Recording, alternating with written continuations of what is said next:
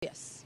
Gracias, Michelle. Y precisamente vamos a hablar de lo que ocurrió el sábado en la Plaza Central de Guatemala, la lectura política, la lectura a este día, el lunes, de ese acontecimiento, Cara. Así es, vimos a varios guatemaltecos cansados de lo que está sucediendo en nuestro país, quienes de manera pacífica llegaron a manifestar a la Plaza de la Constitución, solicitando que renuncie la vicepresidenta de la República, Roxana Baldetti. Pero para conocer qué es lo que pasa después de esta manifestación, tenemos a nuestro invitado del presente día, es el doctor Marcio Palacios, quien es director de la Escuela de Ciencias Políticas de la Universidad de San Carlos de Guatemala. Bienvenido, doctor. Muchas gracias, muy buenos días. Definitivamente que el pasado 25 de abril pasa la historia en función de que es una acción cívica de protesta. Es de manera inédita que en Guatemala la población en general llama la atención que en esa manifestación, como bien lo mencionaban aquí el día de ayer, no solo había lesbianas, gays, hackers, anónimos, oligarcas, estaba todo el pueblo de Guatemala en todos sus estratos y clases sociales manifestando fundamentalmente un total repudio, un total rechazo y una máxima indignación frente a este contexto de una crisis generalizada, un desgaste político fundamentalmente por los señalamientos de corrupción y de impunidad hacia algunos funcionarios públicos. Entonces yo creo que esto es importante señalarlo. Es una manifestación pacífica. Aquí se rompe, diríamos, aquel estereotipo que los guatemaltecos somos violentos, que diríamos dañamos el patrimonio cultural cuando manifestamos. Y yo creo que esto es muy, muy importante resaltarlo. Es una cosa que de veras llama a la reflexión y nosotros desde la Universidad de San Carlos, desde los más de 15.000 estudiantes que participaron en la marcha, estamos haciendo un llamado a darle una continuidad a este proceso de manifestación pacífica.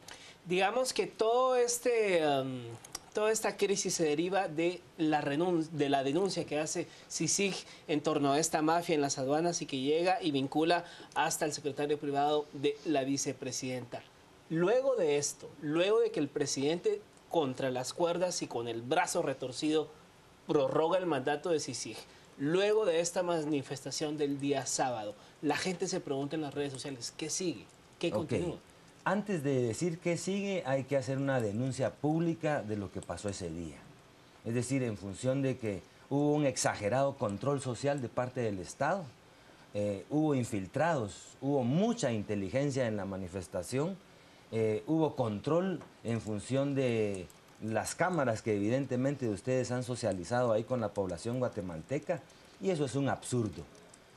Lo importante en lo que sigue ahorita es acentuar que la población guatemalteca está perdiendo el miedo. Yo creo que ese es un elemento muy importante. Había una consigna que decía, nos quitaron tanto que nos quitaron el miedo. En las cámaras que pasaban ahí, la población hacía señales, dando la cara. Y yo creo que eso es un elemento muy importante. La población guatemalteca, después de 19 años, en función de la firma de los acuerdos de paz, nunca se había visto esto. Está perdiendo el miedo y entonces lo que sigue ahorita es, nosotros desde la universidad, desde la semana pasada, hicimos un llamado a configurar una plataforma nacional de consenso. Y nosotros, desde las escuelas no facultativas de la universidad, nos vamos a desplazar a la CICIG, al Ministerio Público, para darle seguimiento a esto. Entonces, y el tema de la manifestación del sábado, hay que resaltarlo también, no era solo pedir la renuncia. Yo creo que era más allá de la renuncia. Ya ayer en la Corte Suprema de Justicia, pues, fue oficial que se solicitó, diríamos, que se quite el derecho de antejuicio. Nosotros también, diríamos, en las consignas teníamos claro que la inmunidad no debe de implicar impunidad, que no solo los corruptos, sino los corruptores, implica ir más allá de la línea, que no se politice el proceso a través de los partidos políticos y fundamentalmente apoyar a la CICIG y al Ministerio Público en este proceso de investigación. Entonces yo creo que eso es lo que sigue, que la población guatemalteca se organice que pierda el miedo, que participe y que reivindique sus derechos. Vemos cómo nuestra historia ha hecho que en muchas ocasiones los guatemaltecos tengan miedo de salir a las calles, y esto es porque vivimos en una sociedad que fue golpeada por el conflicto armado interno, y eso hace que muchas personas aún tengan miedo de pronunciarse porque no saben cuáles son los resultados que se van a obtener. Pero justo estamos viendo que se está rompiendo esta situación y que vemos a los guatemaltecos cansados que salen a las calles, que piden que se cumplan las demandas que ellos tienen. Usted decía, y es cierto, que la manifestación se hacía por distintas causas, pero una de ellas específicamente era la renuncia de la vicepresidenta Roxana Valdetti. ¿Usted cree que en algún momento, luego de esta manifestación, luego de esta plataforma que usted habla que se está creando y que distintos sectores de la sociedad civil también están buscando cuáles son las acciones a seguir, cree que en algún momento se va a dar la renuncia por parte de la vicepresidenta? ¿Cree que los guatemaltecos lograrán este objetivo? Yo creo que es una lucha, un desafío darle seguimiento a esta demanda, a esta protesta, a esta indignación, a este repudio. Nosotros sí quisiéramos poner sobre la mesa muy claramente que estamos en contra de romper el orden constitucional del país, porque eso implicaría un gran retroceso. Más bien apoyamos una investigación de seguimiento en función, diríamos, de quitar este derecho de antejuicio, para empezar, que la CICIG siga investigando, pero también hay que denunciar en el tema del miedo que los partidos políticos en el área rural están utilizando el recurso del miedo para cooptar votos, y eso es indignante. Después del conflicto armado interno, claro, el tema del recurso del miedo, vemos que en los cascos urbanos ya no tiene el mismo efecto que antes, pero en las áreas rurales, donde hubo tierra arrasada, donde hubo masacres, donde hubo violaciones públicas, el recurso del miedo tiene un impacto tremendo. Ahora bien, el artículo 192 de la Constitución Política de Guatemala estipula los procesos cuando renuncia el vicepresidente de la República. Hay un clamor también de que se despoje de la inmunidad a la vicemandataria. Ya hay una acción de antejuicio plantada ante la Corte Suprema de Justicia, y esto tarde o temprano llegará al Pleno del Congreso. Ligándolo a su última idea, hay un silencio de los partidos políticos. Pues claro. Pareciera que hay una idea incluso hasta de desvirtuar lo que pasó el día sábado. ¿Por qué? Aquí hay una crítica frontal a los partidos políticos. Los partidos políticos siguen siendo electoreros, no proponen propuestas a los problemas nacionales, soluciones, no son intermediarios. Y claro, diríamos, los partidos políticos están en la mira sin cariño en esta coyuntura. ¿Por qué? Porque han violado la ley, todos, sin excepción alguna, y por ellos vamos a votar. Eso es lo complejo. Fundamentalmente, todos, sin excepción alguna, tienen, diríamos, la cola machucada en buen chapín, y yo creo que aquí un llamado a la CICIG. La CICIG está haciendo una investigación en torno al financiamiento de los partidos políticos. Se dice que en esta coyuntura del siglo XXI es la campaña electoral más narcofinanciada del siglo XXI. Entonces los partidos políticos, y es lamentable también ahí en la Plaza de la Constitución el día sábado, habían algunos aprovechados de los partidos políticos que mejor no dijeron nada, porque era tal el descontento de la población. Entonces los partidos políticos están desgastados, están deslegitimados, son clientelistas, son faferos, están narcofinanciados. Entonces hay un desgaste total, es una coyuntura electoral muy atípica, muy compleja, muy polarizada, la más mediatizada del siglo XXI. ¿Usted cree que con esta marcha y con las acciones que se darán posteriormente se está enviando un mensaje concreto a los partidos políticos, y esto obviamente los puede hacer reaccionar o cambiar la manera en la que se han manifestado o dirigido a lo largo de estos años? Pues nosotros esperamos tener incidencia política en esta coyuntura a través de la manifestación y de la protesta social. Y yo quisiera aquí también resaltar como Universidad de San Carlos, porque también hubo una consigna desde el inicio: 0 capuchas, 0 pintas y cero diríamos, daño al patrimonio cultural del país. Yo creo que un llamado a los más de 15.000 estudiantes que se organizaron espontáneamente, sin ninguna bandera política.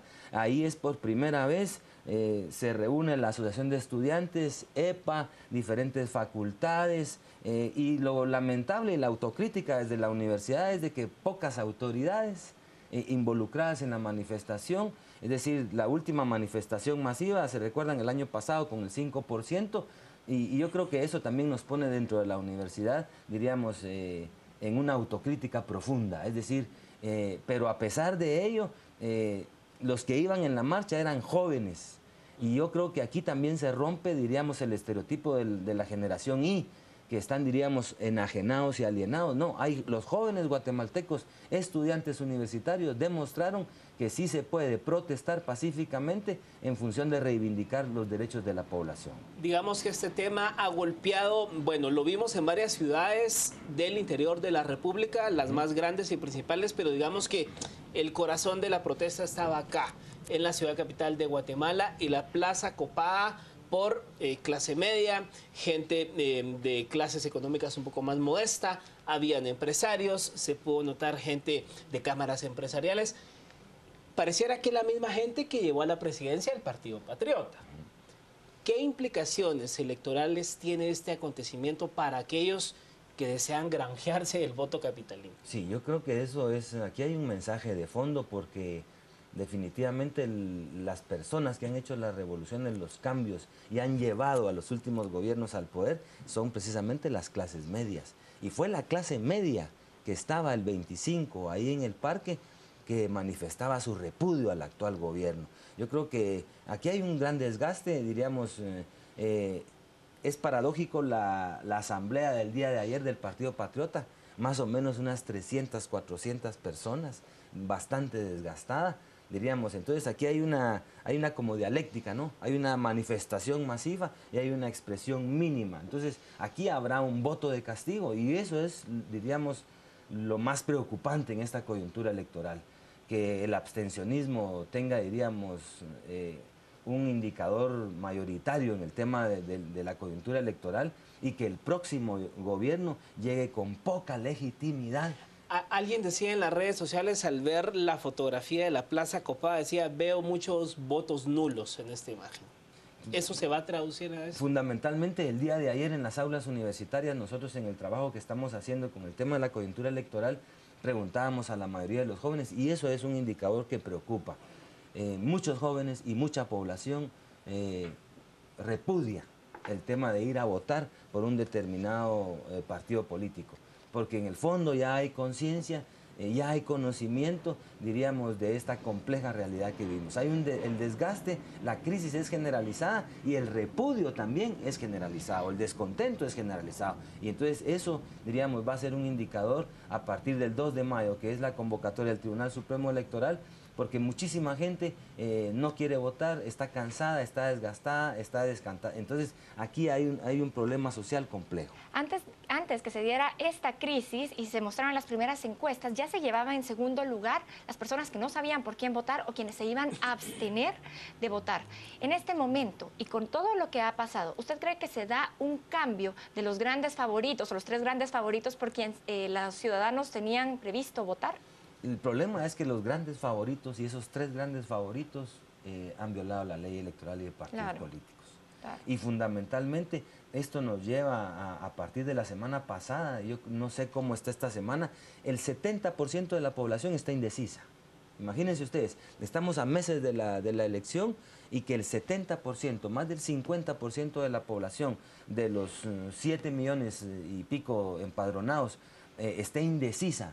Yo creo que ese es un problema social que va a acarrear, reitero, una gran crisis de legitimidad al actual gobierno el próximo año. Podemos decir que, por ejemplo, si esto va en crecimiento y llega el momento en que definitivamente el presidente le pide a Roxana Valdetti que se separe del cargo, lo vemos lejano, pero pongamos esa hipótesis. ¿Será que los partidos políticos ahorita mejor no quieren hablar, no se quieren pronunciar porque dicen, eso me puede pasar a mí cuando esté en el poder? Definitivamente, yo creo que la estrategia de los partidos políticos van a implementar una acción de bajo perfil, de bajo pronunciamiento, y fundamentalmente, diríamos, escondidos porque hay señalamientos muy complejos. El tema del clientelismo, el tema del narcofinanciamiento, que es lo más grave. Entonces, de ahí no se salva ninguno. Entonces, yo creo que hay un desgaste generalizado.